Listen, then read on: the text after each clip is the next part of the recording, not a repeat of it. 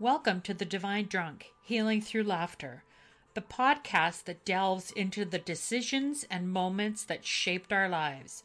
I'm Connie Sorensen, your host. I want to create a space for people to laugh with a purpose, be part of the divine entertainer with spiritual truth running through it. Grab a coffee and let's go.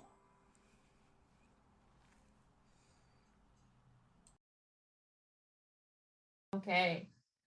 So, Tim Neal, I want to thank you for coming on the podcast today. You have been someone that I have followed for quite a few years now, and your page and your personal coaching that you did were so instrumental and amazing, and really spoke to me, which is why I started following you. And I just kind of want you to, touch on your story a little bit so people can kind of know where you're coming from and kind of what's behind the scenes. Yeah, thanks, Connie. Thank you so much for having me. It's great to be here. And yeah, I work now. I'll start from the where I am now and work my way backwards. And what I do now is, I run men's groups. I work with men as in the coaching world, and just helping them really unpack and overcome their internal struggles and challenges. And it all started for me, as a teenager. I was, an athlete. All I wanted to do was play rugby league here in Australia. And I was very single focused. And that's my whole childhood was just engulfed by this sporting aspiration. So through that, I learned some really beautiful traits and skills and whatnot around, setting a goal and determination and resilience. And I learned that from my stepdad as well. And as I sort of progressed, I didn't quite make it. I went to semi-professional level, and the truth was I just wasn't quite good enough. I had a lot of talent, but I wasn't good enough. And that was at 19, the first real hard knock I took, where the coach called me out of the gym at the time and said, "We no longer need you," and cut me from the team. My whole world just shattered. Yeah. My life around me, that's all I knew. And I went home that day, I remember, and I laid in bed just numb, not knowing how to feel any emotions, not knowing what the next steps were in my life. And really, it got me. It got me really low and down. I went to like a mini depression. A couple of years later, I went into fitness. It was just a natural progression, and worked in fitness for a good decade as a personal trainer and a speaker and outdoor fitness instructor and whatnot. And that allowed me to really start to understand coaching. And I had some amazing coaching from a coach that helped me in business and relationship. And I started realizing the power of being able to have conversation, but then also have different perspective from somebody who's trusted and has some skill at that I could do this. So then in 2014, I decided I wanted to transition out of fitness. I was sick and tired of getting up at 5 a.m. and going to bed at, not getting home till 9 p.m. And I decided I want to do this coaching thing. So I wrapped up my fitness business, moved online into online coaching, and that's what I've done ever since, helping a lot of people around the world. I'm really grateful and blessed for that, and moving from different sort of markets and sort of understanding what people want and what I'm called to as I grow. Yeah. Because my whole thing is about growth and evolution. Yes. And have worked now. I work in the men's space, as I mentioned, but before that, I did a lot of relationship coaching. Did specialize in mindset and motivation, some health stuff initially to get the ball moving, and it's what I love. It's what I wake up every day and can't wait to do. Run my men's groups, work with my men, and have conversations like this. So that's my journey in a quick nutshell, and we can dive into any or all of that. And I've been through my struggles and hardships, and here I am now. So yeah. So I became aware of you through Facebook, and I was not one to talk about things and feelings and all that kind of stuff. And it was interesting that when you and I started to have some conversations, just one-on-one, and I'll never forget this, and I talk about it often, is that you were the first one that called me out on being vulnerable, which is very difficult for me. And I'll never forget, you didn't let me get past that. Instead of, just saying, oh, you need to learn to be vulnerable and these are the steps and stuff, you actually called me out on it. And it was like, and I remember it was like, oh, okay, I have to be vulnerable. Like, what? But that step was just, it was life-changing for me in order to start to feel that, because we put those walls up, and I remember we were talking about, I would start to peek over those walls. So having helped so many people around the world, what right now made you switch to just doing a men's group, which I think is phenomenal, and I think it's very much needed. So what kind of made you do that shift? It was a natural progression. Like most transitions in my life, they've just been natural progressions. And I love coaching women, and I love women. Like, Yes. that's not, that's, you're beautiful creatures. And I just found I'm one of 5 boys. One of 5 boys. I grew up through, rugby league and through all different sports, cricket and basketball and athletics. So I was surrounded so much by this masculine or male energy. And I didn't actually realize, and this is a different part of my journey, but I didn't actually really know how to relate to the feminine. And that's another story. However, I am a man, in this world. And I was just getting drawn to really diving deep into helping men. And so many men, including myself, need extra support, like we all do. And here's the truth: men are stubborn. We're stubborn. Most of us come from this paradigm of we can do it ourselves, we'll fix it ourselves, we don't need any support. This, what I call this unevolved masculine. And as we evolve, what I found is I can't do this alone. I can't work through everything that I'm dealing with. And I don't know, man, I was just on a coaching call yesterday with a client, and he spoke into just how trapped he feels and how pressured he feels. And often, and I don't know a man, including myself, who hasn't felt that way at some point in life. It's part of being a man. It's part of being a person, I think, at times, but especially a man, when everything is on our shoulders, and a lot, maybe single mothers and people out there who feel that as well. And it was just crying, like, in a way, like my soul had to go and really specify and say, who do you really want to support? Like, I know I can share my gifts with anybody. However, I just felt very drawn to helping men because I've walked that journey. I know men deeply because I am one. And what happened was I started doing some men's work. I started really looking into how do I create, because I didn't trust men. I didn't trust myself at the deepest level. I didn't trust men.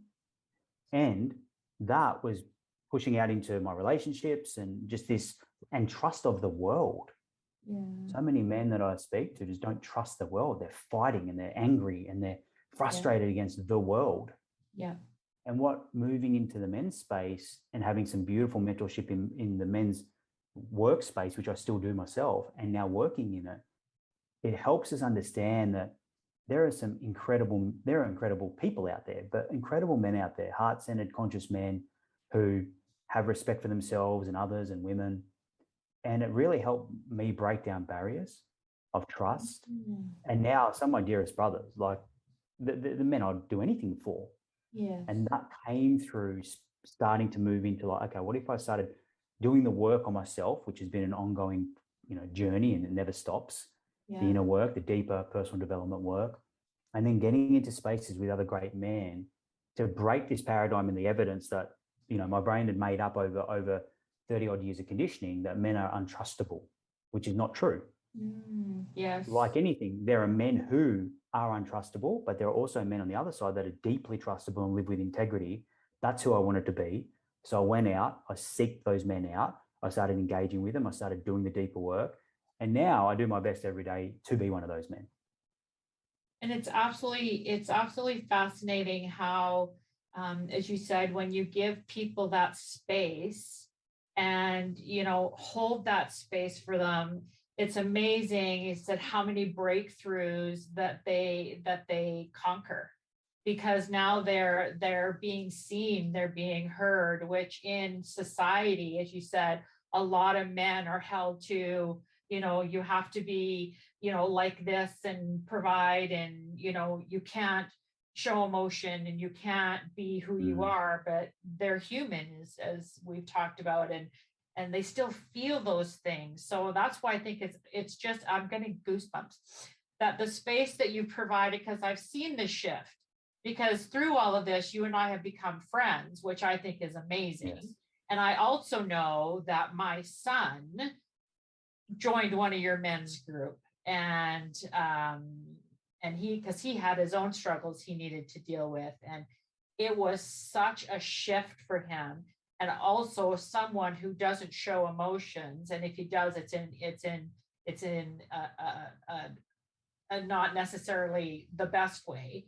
He found the space that you provided for everybody was phenomenal, and he felt comfortable, and you're so easy to talk to. And I love the way that you break it down for the men, because, again, they need to be seen.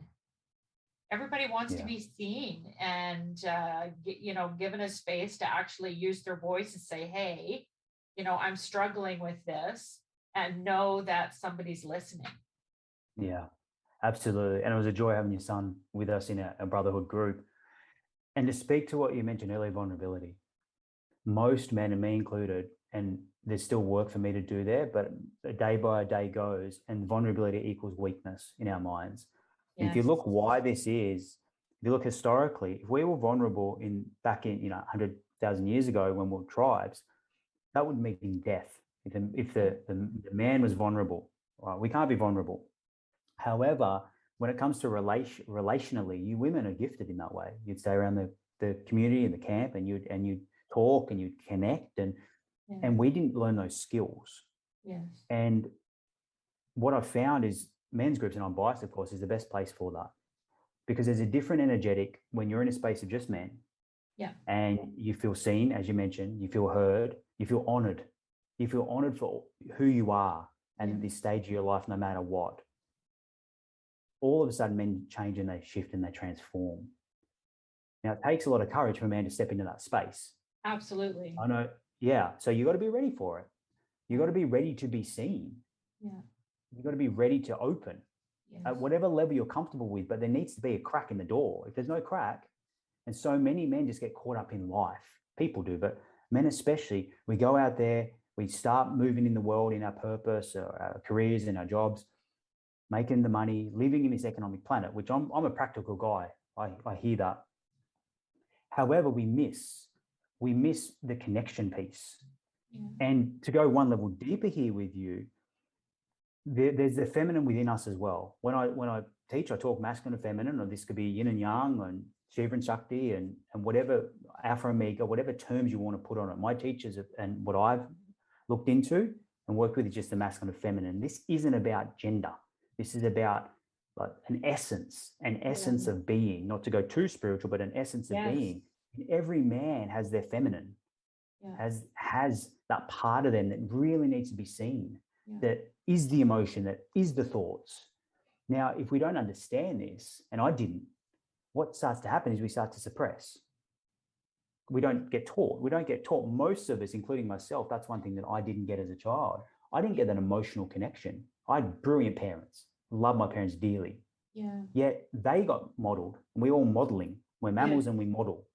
They didn't get modeled how to really emotionally connect. So therefore, they didn't pass it on to me and my brothers. Yeah. So we've had to go out there and I've had to learn it myself. Yeah. What is this emotional thing? What is this vulnerability? How do I speak about my feelings? Yes. And this is not about getting trapped in feelings and trapped in our emotions and just wallowing in those emotions. What it is about growing. It's about evolving our emotional intelligence and our awareness. And I look at these four sort of pillars. You got the mental, the emotional, the physical, and the spiritual. And once you start looking at this holistic approach to life, then you can experience more of life and you can give more to life. But it takes going into these fears, these vulnerabilities, with how you're viewing the world through the lens mentally, how you're experiencing the world emotionally, how you show up physically as a man, That's a big deal. When you're feeling good and strong and fit physically, it's a different world for men. And the last one is what you believe bigger than yourself, called spiritual. Yes. Well, and it, as you said, you have to delve into each of the four pillars, because you can't just do one without doing the others. And I, as you said, that takes vulnerability. And I remember when you and I chatted, I saw vulnerability as a weakness, like 100%. And I still kind of do when I'm getting better. I cry a little bit, and then, tell everybody that if they tell anybody, I'll deny it. But, I'm getting better at it, because again, it's a journey. And when we're so conditioned to be one way, and then we're trying inside we're another way, at some point those walls have to come down. We can't keep them up all the time, because as you said, then the cracks start. And then, oh, I just got goosebumps again. The cracks start, and then who we are in here is trying to come out. Yeah. And to provide space for people by what, you're doing, which I said, I think is phenomenal. I think that more people men need to have more spaces like that. But people in general need to have space in order to tell their stories, because people's stories are fascinating. And, and it makes who we are. And I just love to hear people's journeys and how they got to where they are. But again, we have to provide space first. Yeah. The spaces are so important. You women do it naturally. You'll connect and you speak to girlfriends and you have places where you go. For men, it's not as natural. No. We go out solo hunting, because if we spoke or if we converse, it would mean we'd miss the hunt. Yes. It could mean the difference between life and death. We're making noise. We become the prey, not the predator. Yeah. So it makes a lot of sense historically. However, in this modern age, things have changed. Yeah. And you women are incredible. You can do everything a man can do, and often better. Thank you. So then our roles start to change. Yeah. And what I heard there, Connie, for you and for so many just women and men out there, is the masculine within us doesn't want to be vulnerable. And that's okay. It's more this unevolved. And I look at this vertical on it as well, right? We've got this evolved version of the masculine and feminine within us, and also forms of that in the world. And then we've got this healthy part, this mid part, and then we've got this unevolved. It's also known as toxic. I don't love that term, but this unevolved part, which served us when we grew up. But as we move into adulthood, a lot of it doesn't serve. And part of that, what's come out, and this has been my journey as well, and I know it's yours, is vulnerability. Vulnerability, not wanting to be vulnerable, is a safety mechanism. Yes. Now, of course, do we need discernment around who we show our deepest vulnerabilities to? Of course. Yeah. Have they got the capacity to be able to hold that, is a really good question. The person or the group. And that's why I was led to men's groups and doing this work, is to create spaces where myself and the other men in those groups have more than the capacity to be able to hold whatever is brought into that space. And it's confidential. Yes, so, of course. Yeah. Yeah. Vulnerability and sort of playing with our energetic of the masculine and feminine, and also rounding out with our mental, our emotional, our physical, and our spiritual, just starts to bring more of a holistic and a whole approach, and allows you to accept all of who you are. Yes. Yes. Not hide, not suppress, not avoid, not numb. Just knowing, like, we are all things. I truly believe that. A great mentor of mine speaks to this. We are all things. Rather than trying to hide our vulnerabilities or our fears and put ourselves on this pedestal and only show our best parts, which, the world is moving more and more to, I actually advocate the opposite. Yeah. In not putting all your fears and deepest vulnerabilities out there so people potentially, it can cause pain, but more just start the healing process, start revealing parts of self, healing parts of self, and feeling through, so you can show up more authentic in the world, so you can show up all of who you are, because at the end of the day, all we want is to be loved and accepted by ourselves and by others. Absolutely. And that, I'm a very authentic person, and I'm very, what you see is what you get. And but again, I still have to break through, a lot of those walls, like we all do, to show up for the full self. But as you said, we hold back because we don't want to feel the pain. We don't want the judgment. We don't want, Mm. everything that comes along with that. So with the men's group, do you find that there's a theme, sort of what men generally are struggling with? Or does it just vary like it does with a lot of people? I'm just curious, if you do see a theme of what they come to you with. Yeah, like it's varied in their own worlds, but there are Mhm. themes. There are themes where myself included will come into a space and there'll be different struggles. Like a theme is in relationship. Yeah. A lot of men will bring their relationship struggles with their partner or their spouse or whatnot because they don't know how to relate that well. Yes. Another one is just feeling like purpose, like lost, feeling this like trappedness and this like what I call just this burden Yeah. of life. Like how Yeah. to sort of work that, how to deal with that. That's another theme. And we have different themes that men come in with, just feeling anxious, different emotions, like Yeah. feeling anxious and feeling shameful and feeling guilt and Yeah. anger. Not knowing how to express anger in a healthy way. Yeah. So there's sort of some of the big themes, like what's happening emotionally. Yeah. Guys will come in and they don't know how to work what's happening emotionally because we haven't been taught. There's no Yeah. emotional intelligence or awareness class at school here. I know there, Yeah. but I doubt. No. Um, and every guy wants to win. Every guy wants to progress and win. And there's nothing wrong with that. However, the deeper you go into self, the less it becomes about winning and it becomes more about just being, like, in a way, like cultivating a deeper inner peace, Yes. cultivating a deeper integrity, cultivating, call it resilience, but Yeah. just knowing who you are. That's been my journey. Because once we start to learn, like no matter what guys come into the theme and what they're challenged with, yes, we need to work that. But ultimately, it's coming back to self and realizing that everything is the way it's meant to be, because it is. And I truly believe this. Again, I was coaching a client around this the other day, just around having a fundamental belief system that we may not like it.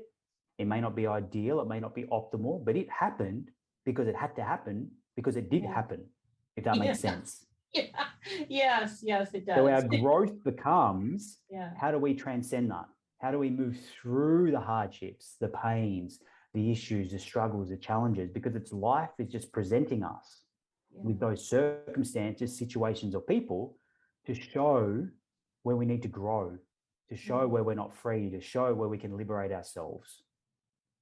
And that would be very different for each person, as you said. It's very unique because your life is what your life is. My situation is very unique to somebody else's, and the fundamentals is the same for everybody. But as you said, take those layers back, then it starts to change because everybody's experience is different, because you could have the Yes. same experience and how it affects you and your thought process and everything will be different, which I Yes. find fascinating with people, which is why I love to hear people's stories, because you can have the same experience, but you're getting completely two different stories from it, depending on their perception and whatnot. So I think I said it, I just love the fact that you've kind of shifted over to that. I do miss the fact that you don't do the masses anymore, but I really think you're doing a great service for people, men per se. Thank you. I But I mean, appreciate because that. well, and you're so amazing at what you do. I mean, I've followed you for a long time, and I said, and I'm lucky enough that I can call you a friend, and so we've had some giggles and whatnot. But I just love the fact that you're able to take that piece out from someone and help them deal with it and then gently put it back again. Does that make sense? Yes. Yes. Right? To take that each little thing out that's different, and then, help them work through it, and then just put it back, and do that for everybody. And I think that's just incredible. Thank you. Yes. I think I believe empathy is so important, Yes. and it's something that I've had to learn. And I remember as a kid, I'm 10 years old, about 10, and I'm not well. I've got the flu or something, and I'm feeling pretty rotten. And I walk into the lounge room, and Mum's sitting there just watching TV, and I was, pretty like put together kid, right? I had my sporting dream, and I just do the right thing, and just everything funneled into that. But I wasn't feeling very well. I walked in, and I said, "Mum," I said something like, "Mum, I'm feeling really, really bad." And she just looked at me, and then I sort of threw this tantrum. And I was like, "Ah," and just screamed out, because all I wanted was some empathy, to be emotionally held and physically as well. And again, I love my mum dearly, but she didn't know how to handle that. She just looked at me, and she looked at me with this sort of look of disgust, like, "What are you doing? Like, go lay down or go." She didn't say anything, but what that did was it just shrunk me. And I remember just like not being seen, not having any empathy in that moment. And I walked away. And then I remember kneeling on my bedroom floor, and I was so angry inside. Like, this anger was just eating me up. And then I started crying. And usually anger is the gatekeeper to sadness. And I started crying. And this was when I was around 10 or 12. And in that moment, I made a decision that this is, I don't know if I can curse, but this is fucking weakness. I'll never do this again. And that was how I suppressed, like so many men, just suppressed emotion and just kept everything in. And for 15 years, I didn't shed one tear, not one. So we all have our story. Yeah. And then from that, it's just been a journey of understanding, wow, like emotion is just energy. And when you start to learn how to move it, then it's not going to stay trapped. So empathy, what I didn't get in that moment, coming full circle, is something that I always start with, no matter who I speak to, whether it's in my personal life, whether it's, professional, whether it's here on a podcast with you, whether it's in a men's group, is honoring where that person is at. Yes. Getting a little look into their world and really understanding, wow, must be hard right now, without projecting my stuff onto them, and just showing empathy first, which is really the feminine within connecting. And then from that, we can unpack and start looking at exploring whatever is the internal struggle. And that may take more support, which is more the feminine, or it may take some challenge, which you spoke to earlier, challenge you on your vulnerability. That was more the masculine coming in, saying, hey. So that's where I start from, and that's how I sort of work with myself first, because everything comes from self. So I'll do emotional release sessions now where I have to give myself the empathy, myself, because you can't give somebody else deeply what you haven't given yourself. Absolutely. Yes. 100%. That hit right here. Because it's so true. If you don't practice it yourself, you can't, carry it forward to someone else. And it's interesting because I find women very empathetic. I'm very empathetic, like too empathetic. And I think a lot of women are. So it's like, it's the extreme one way for women. And then it's the extreme, the other way for men of not showing their empathy. And it's like, suck it up and you're, don't cry, that's for babies or whatever it is, where women are so empathetic that it often gets us in trouble or in situations where they're taken advantage of. And also, you're so sensitive and all these kind of things. So it's interesting how to find, I think a lot of people don't know how to find that balance. Because I remember you and I talked about, I needed to find that balance because I, at the time, well, probably even still now, had a lot of masculine more because I had the situations that I was dealing with. Yes. And the feminine part was not coming out, which is when you said be vulnerable. It was like, no. No, my masculine Yes. came out and said, like, no, Yes. that's not going to happen. So it's interesting how, like, do you have any, suggestions or anything how people could find that balance? Do you like, what do you suggest to people in order to kind of, find each or recognize each part? Yeah. Mm. So it's always a dance. Life is a dance. Yeah. The Yeah. balance between the masculine and feminine, the balance between, the feminine. If you've got a feminine emotional body, I believe the job is to manage the emotion, to Yeah. be like not get too caught up in it and get overwhelmed in it. Yeah. If you've got a masculine emotional body, then it's more about mining and getting to those emotions, like mining for those emotions because they don't come natural to us. Yeah. It is a dance of being ideally coming back to center. I just call it coming back to center. Is just knowing like empathy, and there's a great piece, Brené Brown talks about this, the difference between empathy and sympathy. I would, encourage anyone listening to go and watch that piece. I think you should see it on YouTube around the difference between empathy and sympathy. And often I think women get caught in sympathy. Yes. Oh, poor you and whatnot. It's more of a victimization. Yes. Rather than empathy is more about really feeling into their world, but not enabling them if they're running poor patterns or habits. So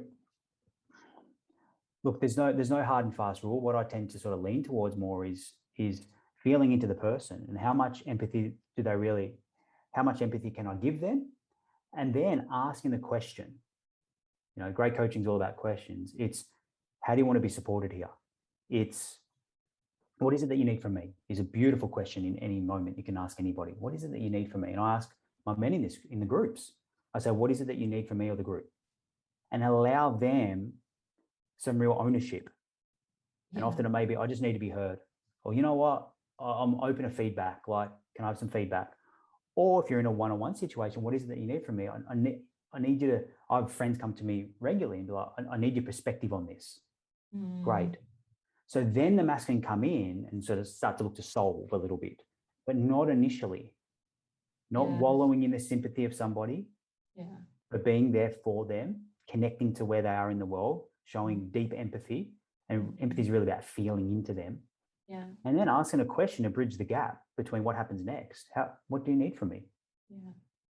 And going into that place of, okay, now the masculine needs to come on board and start looking at solving some stuff, challenging, whatever it may be, depending on the situation. Yeah, of course. Does that make sense? Absolutely. Yeah, absolutely. It does.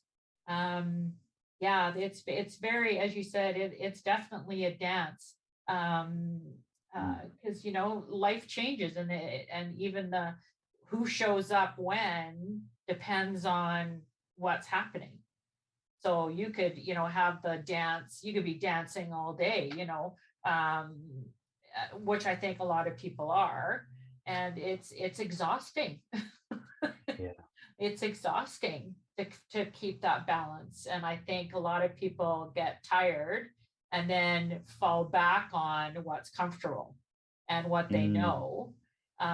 Even if they're trying to work on themselves, they fall back into, because it's those well-worn ruts that we create, and trying to go out of those ruts takes practice and it takes effort and it takes perseverance, and so it's easy to get back into the well-grooved ruts that we know so well.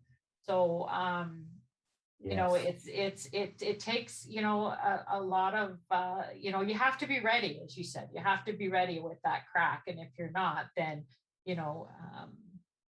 it's not gonna you're not gonna be of service to anybody. It takes awareness, it takes readiness, yes. It takes awareness. And that's, I know you're there in Canada, and I nearly spent a year in Vancouver back in 2009, 2010. And a dream of mine was to go overseas and become a ski instructor. So I went to BC and got my ski instructor's certification. And what you speak of, Connie, is beautiful, because when you ski or board, whatever you choose, you'll know that you make tracks. And Yeah. it's easy just to ski in the tracks, and you look down the run and there's tracks from, everyone who's gone before you. Yes. It's easy to ski in those tracks because they're already grooved and they're worn. Yeah. But it's a lot more fun if you can go off those tracks and find some powder and carve your own tracks. Yes. And this is how the neural pathways work. If you look at neuroscience in the brain, and those tracks are just comfort, like you mentioned. Yes. And this looks at our behaviors and our habits. Yes. So what new behaviors or habits would need to happen to make that change you want in your life, whatever it is. But not just starting there. Like that's a good place to start. But usually if we just look at behavior and habit change, it's short. It's not sustainable. We need to look deeper than that. We need to look at the emotions underneath those and also the unmet needs. Yeah. So, I'd offer anybody listening to have if you're looking for progress, I like to call it, because change is automatic and inevitable. It's going to happen either way in life. Yeah. But progress is not. Your evolution as a person is not. You got to work. You got to do the work. Yes. And the work never stops. So part of the work could be looking at, okay, what habits or behaviors do I want to change? Maybe it's, take your body, right? So if you're listening and you want change or progress with your body, then what habits do I need to change? Yes, or behaviors. I look at like nutrition, exercise, sleep, and sun. You look at those 4 big areas. Where do I need to change in nutrition? Where do I need to change in exercise, sleep, and sun? Because those 4 pillars there, that's nature. Yes. Right. But then beneath that, look at the emotional impact that that's having on you. Now, what emotions come up? And this takes, for what I found with women, you're more in touch with this, but man or woman, to sit and just to feel into when you feel into those behavior changes, what comes up? Is it sadness? Is it some anger? Is it shame? Is it guilt? Is it frustration? Is it joy? Is it excitement? Is it gratitude? Without judgment. And just be in the emotional part, the emotional spectrum. Why? Because that's just energy. Yeah. And then if you want to go that next deeper step is look at the unmet needs. What is the behavior and what's beneath the emotion? What are the unmet needs? This is where you start doing the deeper work. So would the unmet needs be the trigger? Is that what you consider? So if you go deeper, so it's the trigger to the actions up here. Is that am I hearing that correctly? Yes, you are. That's a great way to frame it. So the unmet needs will be the unconscious, and usually it's unconscious. Yes. So for me, this isn't health related, but this is relational related. I can give you a great example. Because I didn't know how to relate to women and to the feminine. I remember my grade 9 girlfriend, like I was just frozen next to her, sitting on the bus for weeks, and would travel from like wherever it was, school to the train station, 10-minute bus ride every day, and I'd just sit there frozen, just like. And then eventually, one day, she was like, "Oh," and she grabbed my hand and she held my hand. So one of our boys, being all in sport around men, and my stepdad was a very masculine guy, and mum was beautiful, but she didn't know how to use the emotion. Like she was always there and whatnot, but we didn't get nurtured emotionally. Mm. So growing up, not knowing how to relate to women in my early 20s, I was working at the gym and I was getting a lot of attention from women. And I connected with my first long-term girlfriend, and every relationship's taught me so much. However, what that started with this pattern of codependency, this pattern of being codependent by a beautiful woman. And I'd validate myself, and I'd be a relationship guy. I'd stay in relationship with beautiful women for anywhere from, for years. Yes. But what this did was the behavior was like just wanting to be in the relationship, wanting, being people pleasing, being a nice guy in the relationship. The emotions that are underneath, there was anger, there was sadness, there was shame, and then the unmet needs. Mm. And if we can track this back, the trigger is feeling abandoned. Yeah. The trigger was as a child, and this is in those imprint years, anywhere from 2 to 7. This is where these beliefs are formed, and they're all unconscious, that I would be abandoned. That's one of our primary fears, is feeling abandoned, because mum would be working late and I'd be at school left. and mum wouldn't be able to pick me up till 5 p.m. And here in Australia, usually school finishes at 3:30. So I was left there because mum couldn't get there, and her boss wouldn't let her leave early to pick me up. So I'd be sitting there by myself to the point where teachers would leave, and they'd look and go, "Wow, are you okay? Like, what's happening?" And so, well, mum's on her way, which drove in this belief that I'm all alone, that I'm abandoned. So once I started doing the work to heal, we need to reveal, heal, feel. There's a little framework. We need to I like that. reveal what those unmet needs are first and where it came from. Then we can start feeling through that, feeling through some of the emotions that are tied to that. Because what's happening in the now is a mirror of where you need to do your work in the past. And then we can start looking at the behavior change. It makes sense? Yes, that makes so much sense. That is exactly what needs to happen. Wow. Yeah. I like that because it's so true. It's so true. Because I think too, what we tend to not do is we feel the feelings and then we stuff. I'm a very good stuffer. I stuff it down and I'll deal with it later or never. But we tend to do that. So it's learning to have the feelings and feel it and let it come. And then you can do what you need to do with it. And then you can, get to the point where you can start to work on healing.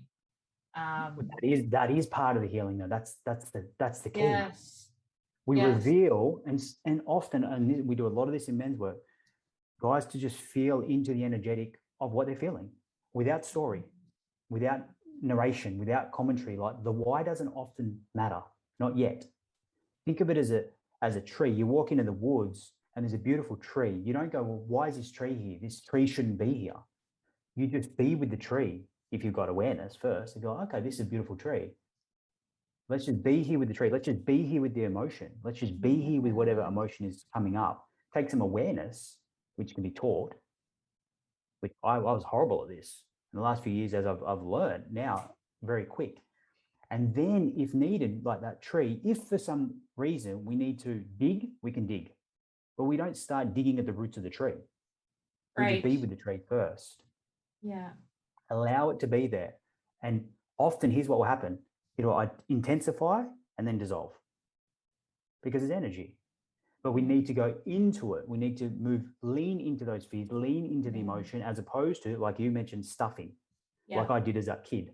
I'm never doing this again. Yes. Yeah, exactly. And that's hard. We move through. It is. It is. It's hard. It's, we do, it's amazing how many self-help books there are out for anything we could possibly imagine. And you can read them all. But it's to actually do the work. And we often say we're ready, but once it starts to come up, we're all going, and we back up and stuff again. And then the book goes away. And then it's those grooves. It's the grooves, right? I like the grooves. Yes.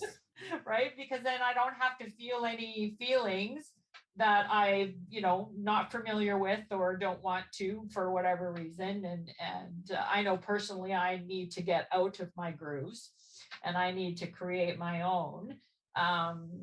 But again, that takes a lot of courage for people to do that. And especially I with the men, it takes even more courage. I think, this is my own personal opinion, to step into that environment to allow those feelings to come out, considering society has put them in this box for so many years. And I really think I'm hoping that changes.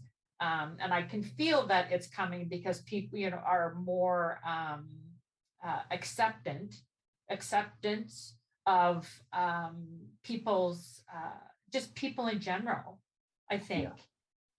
You kind of look at some things and think it's getting worse, but I would hope that, considering what we've all gone through the last couple of years with COVID, that when we're actually allowed to be around people, we'll accept people more for who they are and and then those walls will hopefully, come down. Yeah, I agree. I believe things are shifting and the world shifts. We're in Yeah. a very interesting and strange time right now. However, the role of the modern man has changed as well, I believe. Yes, And that is part very of that, true.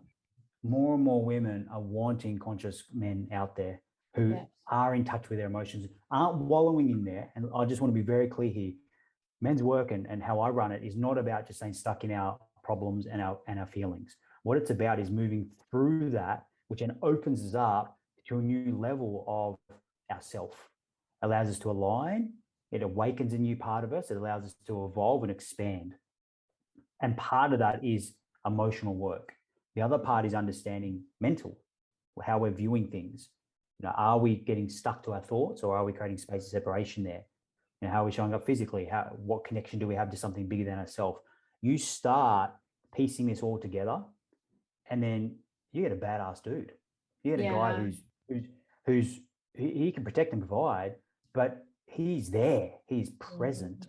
And I don't know a woman that doesn't want a more present man. Yes. Whether it's partner, son, friend, Yeah. because presence, there's power in presence. It's actually a topic of one of my men's group calls this week, is presence. And presence, when a man knows what he stands for, his values or his deepest truths, and he continually does the work to be able to grow and evolve. Yeah. One, he feels at his best and unstoppable. And I don't know a man who doesn't want that when they're being really truthful. He becomes more trustable in the world, and he creates more polarization in his relationship if he's in one, or if he's a single dude, he won't have a problem with attracting if that's what he wants as well. So understanding that is the first step, is just being aware that our roles are changing. And like I mentioned earlier, you women are beautiful, you're great, and you can do everything, including having a baby, without us these days. So what is our role? And a mentor of mine who I've done a lot of work with, John Wineland, he talks into this, and I agree, that the role of the modern man is depth. Can he be deep? And deep depth comes through awareness and presence, because that is the ultimate masculine. If you look at, to go a bit nerdy, if you look at quantum physics, the world is made up of space and energy. That's it. 90% space, about 10% energy.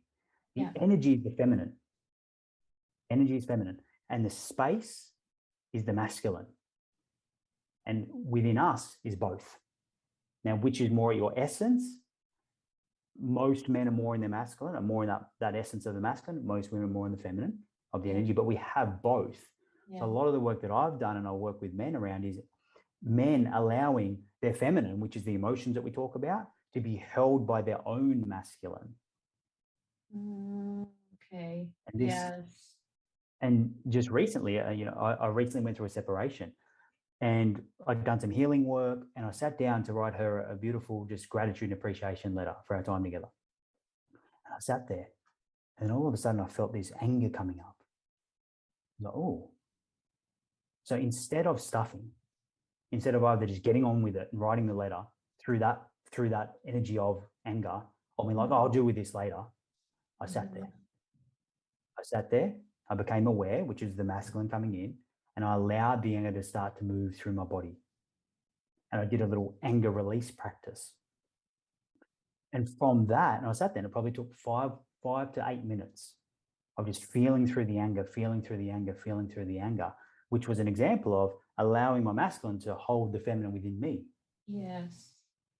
And then move the energy dissolved. I recentered, and I came back, and I wrote a beautiful gratitude and appreciation letter for our time together to close that chapter.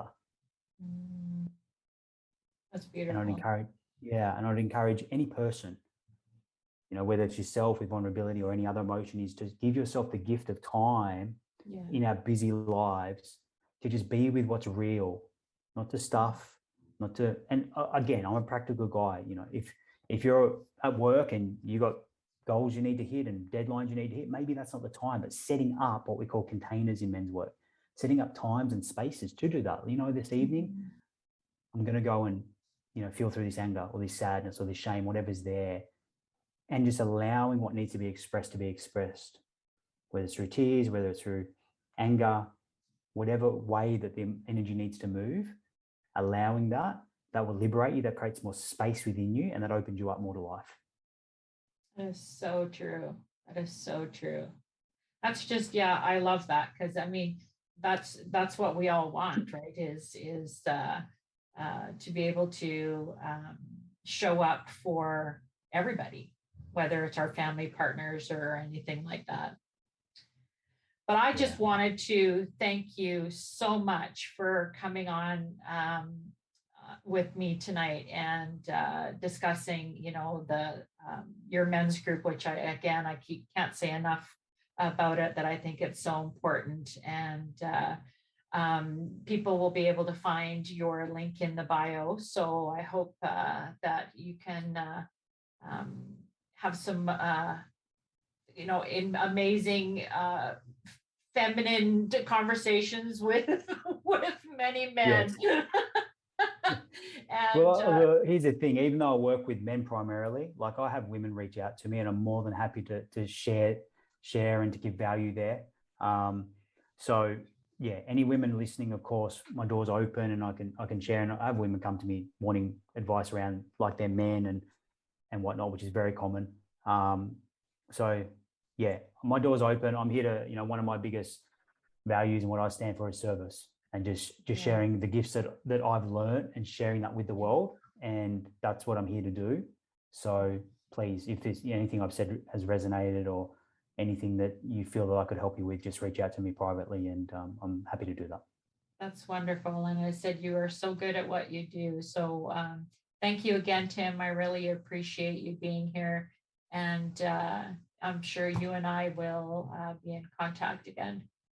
Thank you, Connie. It's been a pleasure. Thank you. Thank you so much. That was an incredible interview, and I certainly have some takeaways from that, and I hope you do as well. If you like this episode, please follow me on all the platforms: Apple Podcasts, Spotify, Google, and follow so you don't miss any future episodes. You can leave a review, which would be very helpful, and I so appreciate you taking time to be here. So until next time, stay safe. Remember to laugh and smile. And most important, you be you. See you next time.